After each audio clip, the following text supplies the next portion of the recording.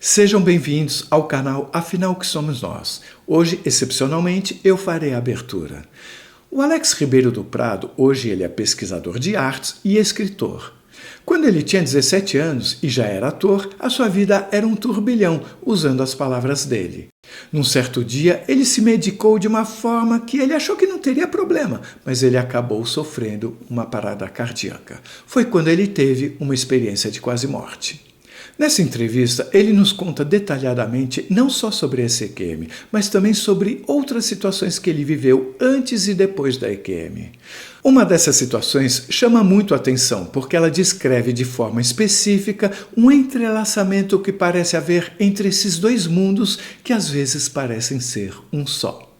Estou falando das orientações dadas por seres ao Alex a partir de 2007, segundo as palavras dele, que o levaram à surpreendente descoberta do real autor de uma pintura, fato que poderá ter, num futuro próximo, repercussão mundial. E também foi explicado a ele o porquê disso tudo. Essa entrevista foi dividida em 4 partes. 2 serão publicadas hoje e 2 na semana que vem. Nas 2 primeiras partes, a entrevista trata mais da EQM, de situações anteriores e do pós-EQM. Nas 2 últimas, continuamos tratando da EQM, com perguntas e respostas, e nelas o Alex nos detalha tudo sobre esse caso surpreendente, excepcional da pintura. É claro que nós fazemos muitas perguntas aí também. Afinal, estamos falando de um dos maiores pintores de todos os tempos. Vocês estão prontos?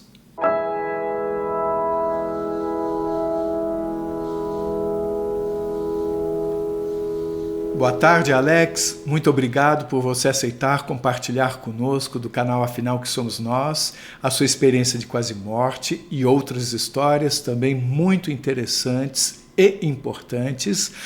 Gostaria, por favor, que você se apresentasse e não nos poupasse de nenhum detalhe. Seja muito bem-vindo, muito obrigado desde já. Sou eu quem agradece a oportunidade. Bem, você pede para que eu me apresente. Eu sou paulistano, tenho 65 anos de idade, sempre trabalhei na área das artes, desde criança.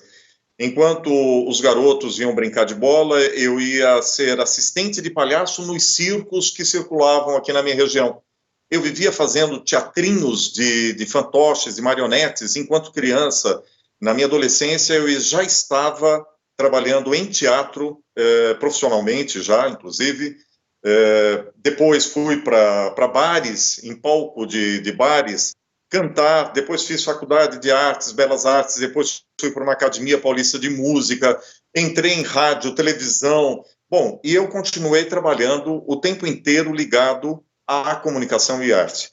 Tanto que há mais de 40 anos eu sou mestre de cerimônias, já ganhei prêmios como mestre de cerimônias aqui em São Paulo, atuando em São Paulo, Rio de Janeiro, Minas, Brasília, em vários lugares no Nordeste. Enfim, essa é a minha vida profissional. E eu, nesse meu tempo todo, já de 65 anos de idade, eu sempre tive experiências estranhas comigo mesmo. Coisas que aconteciam comigo, de eu saber de algo que ninguém sabia, ouvir coisas que ninguém sabia do que se tratava e achavam que era fruto da minha imaginação. Sempre aconteciam coisas comigo, por exemplo, de objetos que se moviam, objetos que estouravam, quebravam, e daí por diante. Eram coisas que me assustavam, porque parecia assim, era o garoto estranho, sabe aquela questão, né? Quer dizer, por que eu fazia coisas, ou aconteciam coisas, quando eu estava e quando eu não estava no local, essas coisas não aconteciam, né? Mas até aí, eu sempre neguei tudo isso. Sempre neguei, para mim, essas coisas não existiam. Por diversas vezes, quando eu comecei a trabalhar como office boy em bancos, aconteciam esses fenômenos de portas que se batiam, coisas, cinzeiros de vidro que explodiam, e as pessoas diziam, não, é com você e tal, e eu dizia que não. Pessoas se recusavam a querer trabalhar comigo na mesma sala, Pessoas que queriam estudar paranormalidade vinham me procurar e eu negava, dizia que não, que foi o vento que bateu a porta, que a coisa se estilhaçou na minha mesa porque eu que bati na tal da coisa, fosse o porta-eclipse ou fosse um cinzeiro. Bom, enfim, essas coisas sempre existiam e eu sempre neguei. Até que as coisas começaram a ficar muito estranhas e eu fui buscar um pouco de resposta numa sessão de Umbanda, e que disseram, olha, você tem mediunidade, essa questão você pode trabalhar aqui dentro da Umbanda, canalizar essas energias, e a coisa vai ficar condicionada ao local certo, na hora certa, e você não vai ter mais essas manifestações espontâneas em qualquer lugar. E, de fato, isso começou a acontecer e dali para frente realmente ficou mais centralizada, ou pelo menos ficou limitada às sessões de Umbanda. Isso aconteceu durante um bom tempo, até que um belo dia eu tive uma experiência muito intrigante. O dirigente dessas sessões, que é chamado dentro da Umbanda de Pai de Santo, ele também iniciou com um outro dirigente, também chamado de Pai de Santo, portanto, meu avô de santo, e ele comentando com esse Pai de Santo dele sobre as minhas questões paranormais ou mediúnicas, o Pai de Santo dele queria muito me conhecer. Bom, ok, qualquer dia a gente vai. Essa pessoa morava no interior de São Paulo. Tá bom, qualquer dia nós vamos visitá-lo. Até que um dia, eu retornando, nessa época eu fazia o que na época era o ginasial, hoje é o ensino fundamental, e eu estudava à noite, porque eu trabalhava durante o dia.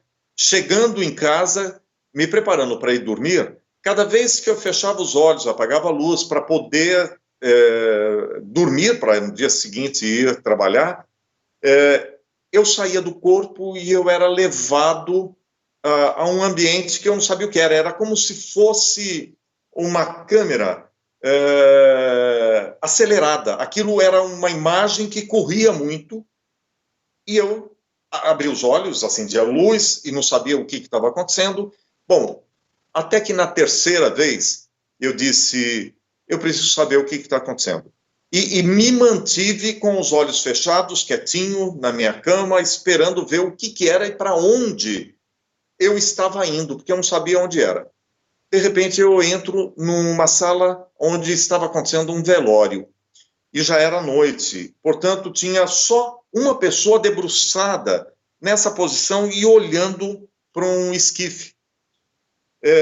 Eu, muito assustado, mas resolvi ver quem era a pessoa que estava dentro daquele caixão. E, como uma câmera mesmo, eu fui para cima daquela janelinha, aquele vidro que tinha no caixão, e vi um senhor, que eu não sabia quem era, aquele senhor, e lembro muito da imagem que eu via daquele senhor, um senhor com uma cara bastante gorda, e com o vidro dessa janelinha todo gotejado, provavelmente por causa de flores, alguma coisa assim. Bom, olhei, não entendi o que era aquilo, me distanciando um pouco dessa imagem daquele senhor que estava dentro daquele caixão, eu vejo o meu Pai de Santo, a pessoa que estava debruçada olhando era o meu Pai de Santo. E me chamou muito a atenção que ele estava com uma camisa que tinha uma estampa de pele de cobra. E aquilo eu vi, fechei aquela imagem onde tinha um caixão, ele debruçado, e eu vi que era o senhor Francisco, com aquela camisa imitando pele de cobra. E eu volto e retorno para minha casa, para minha cama, acabo adormecendo depois de algum tempo. No dia seguinte eu tento falar com esse senhor. Eu vou tentar falar com ele para dizer do que tinha acontecido. Ele não estava. Naquela época, telefone era só quem trabalhava que tinha os telefones comerciais. Eu estou falando isso, eu estou com 65, nessa época eu devia ter uns 16 anos. Imagina, ninguém tinha telefone em casa. Então, no dia seguinte, eu, do meu trabalho, tento falar com o seu Francisco no trabalho dele. Ele não estava, não tinha ido trabalhar. Eu fiquei bastante preocupado com aquilo. Assim que eu saí do meu trabalho, ao invés de ir para o ginasial, o ensino fundamental, eu resolvi passar primeiro na casa dele e saber o que estava acontecendo, o que tinha acontecido, inclusive para ele não ir trabalhar. Quando chego lá, falo com a esposa dele, e ela disse, o Francisco acabou de chegar. Eu falei, poxa, eu liguei o dia inteiro, ele não foi trabalhar, aconteceu alguma coisa? Aí ela pega e comenta que tinha falecido o pai de santo dele, aquela pessoa que queria muito me conhecer, que ele gostaria que nós nos conhecêssemos. Bom, nisso ele termina o banho, desce, porque ele tinha passado a noite inteira acordada, tinha viajado, tinha chegado àquela hora, no final da tarde, comecinho da noite. E eu conto para ele esse episódio. E ele diz, rapaz, você esteve lá no velório. Eu estava lá, eu fui para lá, nesse horário mais ou menos de 11 horas, 11 e pouco, eu fiquei debruçado, olhando realmente para ele, ali naquele caixão, conversando mentalmente com ele, pensando em você, e quer saber demais? Ele subiu, que ele tinha acabado de tomar um banho, era um sobrado, ele desce e me mostra a camisa. Ele disse, era essa camisa que você viu? E era exatamente a camisa com aquela estampa de pele de cobra. E ele disse, você fez um desdobramento. Na realidade, o que ele chamava era de desdobramento. Hoje eu sei que pela ciência se fala que é uma experiência fora do corpo. É uma EFC. EFC, né? Enfim, seja o nome que quiser dar, eu de fato havia entrado numa sintonia com ele naquele momento, que pensava a respeito do meu encontro com esse pai de santo dele. Eu acabo sendo levado para esse lugar, num desdobramento, numa experiência fora do corpo, e vejo a situação, conheço o tal do pai de santo dele, porque aí eu descrevo, e ele diz que era exatamente ele, que estava um pouco com o rosto mais inchado, na realidade. Ele era uma pessoa mais ou menos gorda, mas não tanto que essa coisa dessa cara bastante gorda que eu dizia, é porque ele tinha inchado. E era exatamente como ele estava, e aquele vidro todo gotejado. Essa foi a primeira experiência, quer dizer, uma coisa que até então eu só ouvia vozes, até então aconteciam coisas de vidro que se quebravam, coisas que se movimentavam, coisas que eram arremessadas longe, portas que se batiam sem ter o menor vento. E nessa, então, eu tive essa experiência realmente de sair do corpo e ir até algum lugar, e isso ficou claro na minha cabeça, como hoje, eu lembro até hoje a imagem dessa pessoa. Bom, essa foi a primeira experiência. Na segunda experiência, e que aí sim eu digo que eu tive uma experiência fora do corpo, que é a famosa EQM, e essa também foi inquestionável. Eu já estava com um pouco mais de idade, eu estava com 17 para 18 anos. Eu estava vivendo um turbilhão de sentimentos. A minha adolescência foi absolutamente conturbada, foi uma coisa que me desgastou demais, sobremaneira. A tal ponto que eu fui procurar um psiquiatra, aliás, um psicólogo primeiro. Mas o esquema da psicologia era aquela coisa daquela terapia, aquela coisa de conversar, tentar entender, fazer e tal. E eu estava precisando de algo mais imediato, algo que me desse um pouquinho mais de equilíbrio, de tranquilidade, porque eu estava realmente bastante incomodado com uma série de questões principalmente de assumir a minha sexualidade. E isso estava me bagunçando a vida. Eu já era casado, eu casei com 16 anos, e uma série de possibilidades sexuais começaram a surgir na minha vida.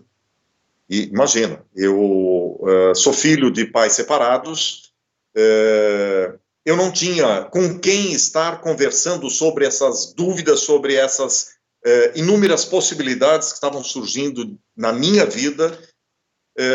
Eu fui procurar essa psicóloga que me mandou para uma psiquiatra.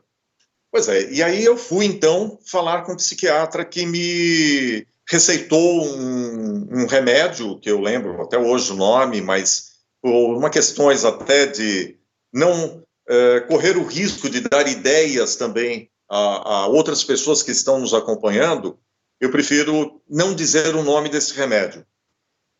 Que ela me disse que aquele remédio era muito tranquilo, que inclusive se eu quisesse, no momento de depressão, tomar mais do que um remédio, mais do que um comprimido, que o máximo que iria acontecer é eu dormir por algumas horas seguidas. Bom, perfeito, peguei o remédio, tomei o remédio, estava tomando o remédio, e nessa mesma época eu já fazia teatro, como eu disse. Eu com 16 anos já estava nos palcos trabalhando como ator profissional. Eu saí de um espetáculo que eu estava fazendo na época no Teatro de Bolso, na Avenida São João. Eu saio de lá e, saindo com os atores, o pessoal do elenco, da técnica, nós paramos num bar muito próximo, que a gente sempre se reunia para comer alguma porção, tomar uma cervejinha, um uísque e tal. Paramos lá, eu tomei um uísque, inclusive acabei tomando uma dose um pouquinho a mais, até para ver se eu dava uma relaxada. Aquele dia eu estava muito depressivo, com a minha cabeça a milhão. Eu chego em casa, tinha tomado aquele uísque e já era hora de tomar o tal do remédio, que era para ir dormir. O remédio, aliás, o uísque, na realidade, ele acabou me acelerando mais. Não deu tranquilidade nenhuma.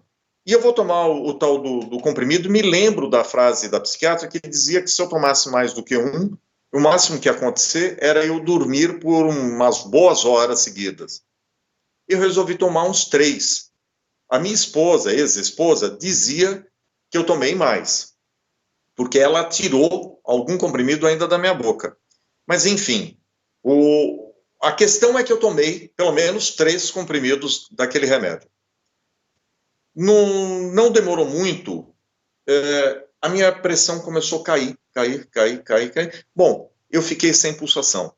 Quando ela percebeu, porque nós estávamos juntos, eu nessa época era casado com ela, mas eu era muito novo, ela também, e nós morávamos com minha mãe. Quando ela percebe que eu estava em muito frio, muito gelado e sem pulsação, assim, pelo menos aparentemente, né, ela chama correndo minha mãe, que desce, vai até o nosso quarto, desesperada, sem saber o que estava acontecendo, começam a buscar alternativas para me socorrer, conseguem uma ambulância, e aí eu começo a ver tudo de fora. Porque aí eu já vejo o meu corpo sendo levado numa maca para a ambulância, eu vejo o meu corpo dentro da ambulância sendo o paramédico tentando reanimar. Eu já estava sofrendo ali alguns processos de reanimação. Eu lembro da conversa da minha mãe com a minha ex-esposa, minha mãe querendo entender o que tinha acontecido, como tinha acontecido, ela falando, inclusive estava com a caixinha do remédio na mão, até que chega no hospital. O hospital que eles me levaram, eu sou aqui da região da Vila Formosa até hoje, na zona leste de São Paulo, e eles me levaram para um hospital que é muito próximo, aqui no bairro da Moca, chamado Hospital João 23. Eu lembro de estar saindo da ambulância, e nessa hora foi uma coisa muito incomum. Eu via passando muitas luzes, com uma velocidade muito grande. Essa hora foi, assim, uma coisa que me chamou muita atenção, essa luz.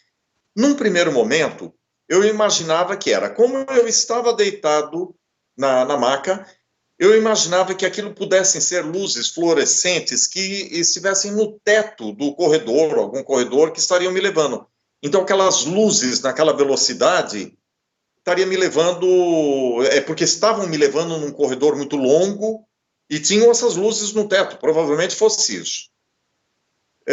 Só que daí eu já estou num tal de um ambiente que era um centro cirúrgico, ou alguma sala de um pronto atendimento do hospital, e eu era essa câmera que estava dentro da ambulância, nesse trajeto, ouvindo, vendo. Eu estava no teto, vendo absolutamente todo o procedimento que estava sendo feito ali.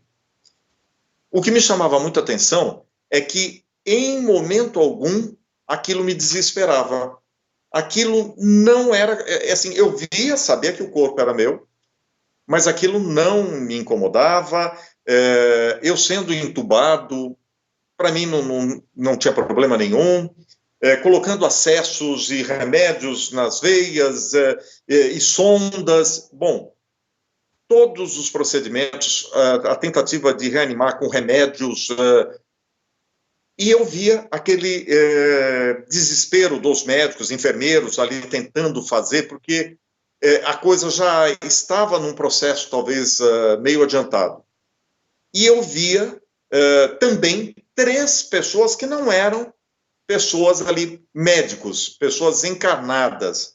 Vamos dizer encarnadas porque não dá para dizer assim, era um ser de outra dimensão, sei lá, eram seres espirituais. Tinha um que ficava nos pés da minha cama.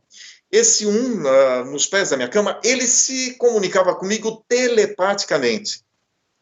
Ele tentava me tranquilizar, dizendo, olha, fique tranquilo, porque daqui a pouco você retorna para o seu corpo.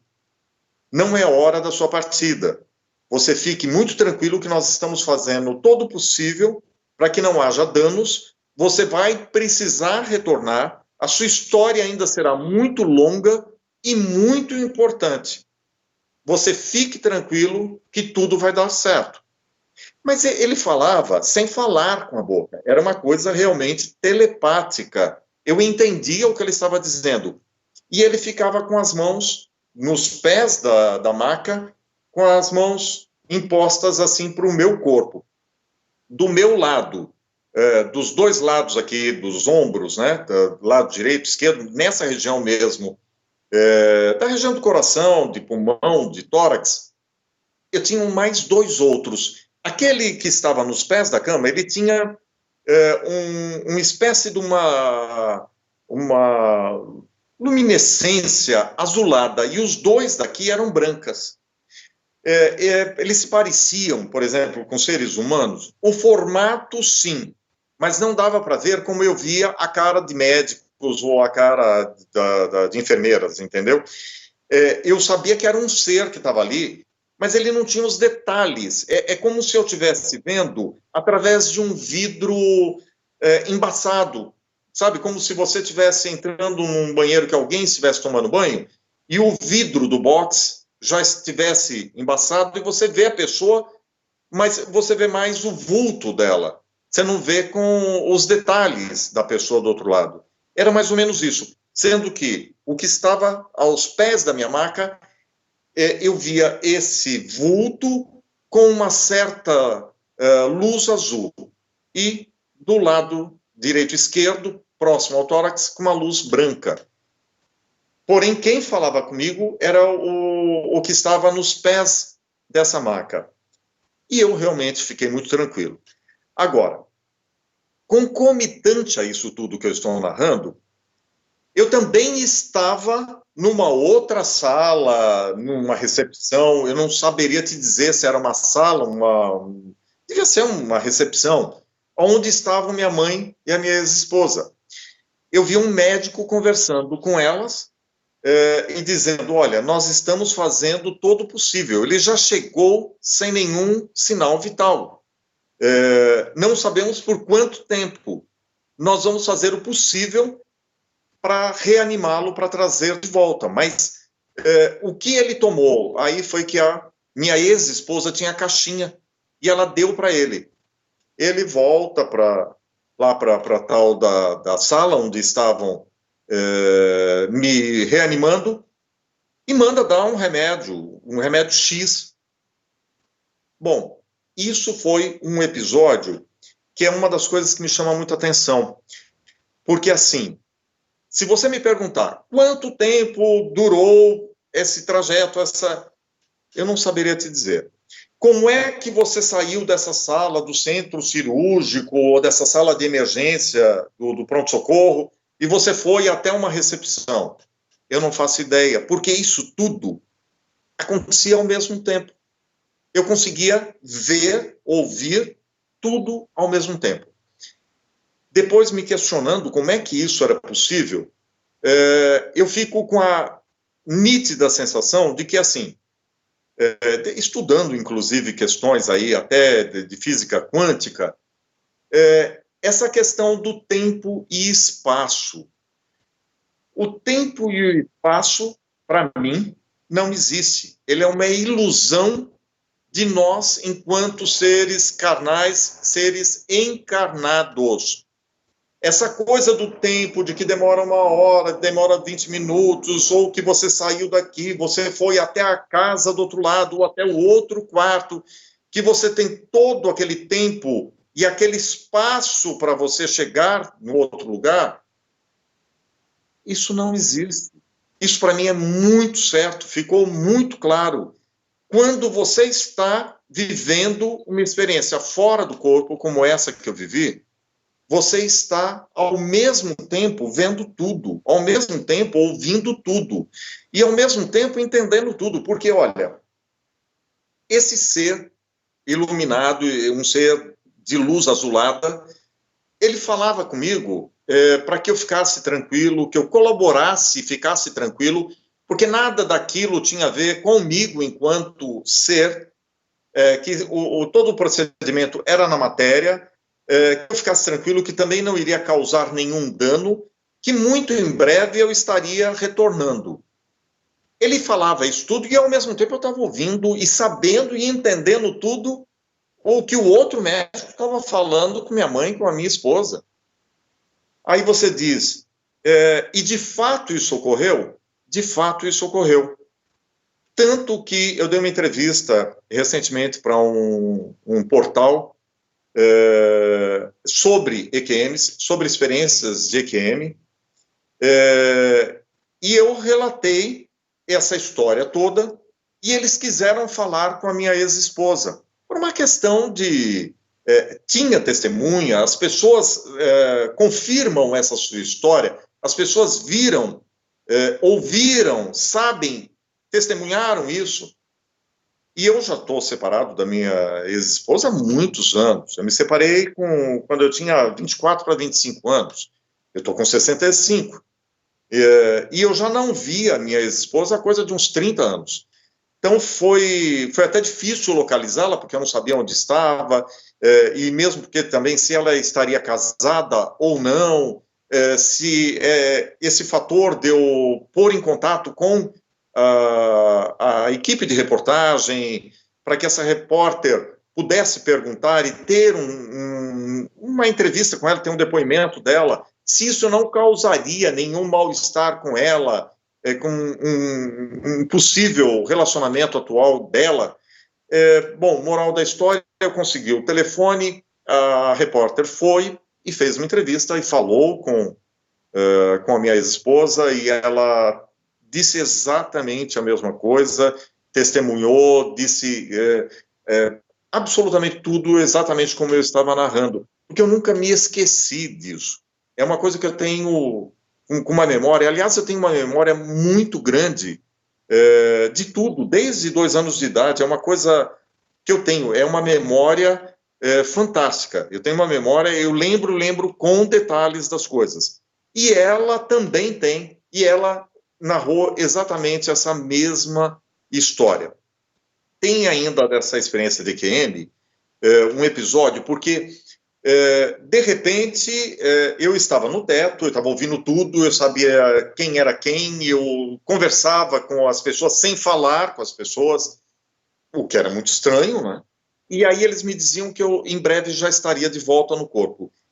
Eu não faço ideia em que momento foi isso. Parece que foi assim, ó, eu fui sugado naquele momento. E, pum, simplesmente eu já não era mais a câmera, eu já não via nada, não ouvia nada, voltei para o corpo e, obviamente, com todo um procedimento que eles estavam fazendo, eles viram que os sinais já estavam voltando, estava tudo certo, porém eu estava assonado, talvez até por uma questão do comprimido que eu havia tomado, que segundo a psiquiatra dizia que eu iria dormir por um bom tempo, tal. Então ele tranquilamente deve ter me deixado meio